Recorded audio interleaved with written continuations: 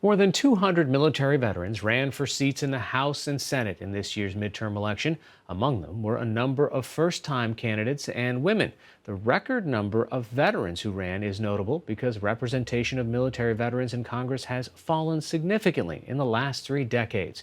Claudia Grisales covers Congress for Stars and Stripes and joins me now from Washington, D.C. So, what was the difference this time around? Well, I think the enthusiasm behind these veterans was really noticeable and energetic, and it caught voters' attention. We're seeing a new generation of veterans from the current wars from Iraq and Afghanistan running for office, and their messages resonated with voters. Was it lopsidedly Republican or Democrat, or how did it break down? It leaned Republican. Usually it's heavily Republican, but what we saw different this campaign season, we saw more Democrats running with this military experience. And in a few cases, they caused some districts to flip and they drew some new interest. Is there something that they're able to communicate to voters about bipartisanship that seems more genuine?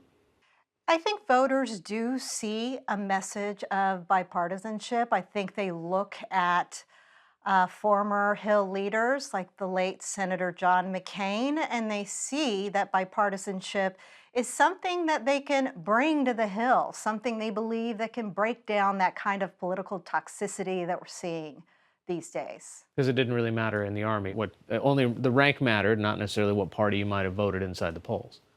Exactly. It's about service to country, and that translates into politics for a lot of these new members coming to the Hill.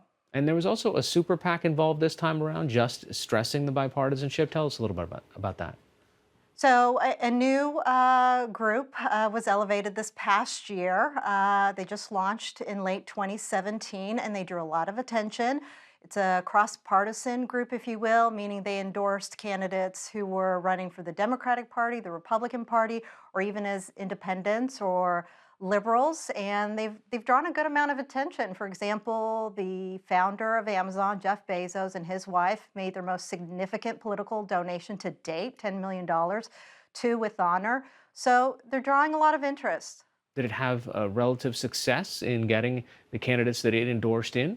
So they pulled out a slate of nearly 40 candidates that they endorsed, and they saw at least 17 of those win their races. So considering the odds, they did pretty good. And what are the issues that the veterans are likely to go tackle on a bipartisan basis, especially ones related to veterans?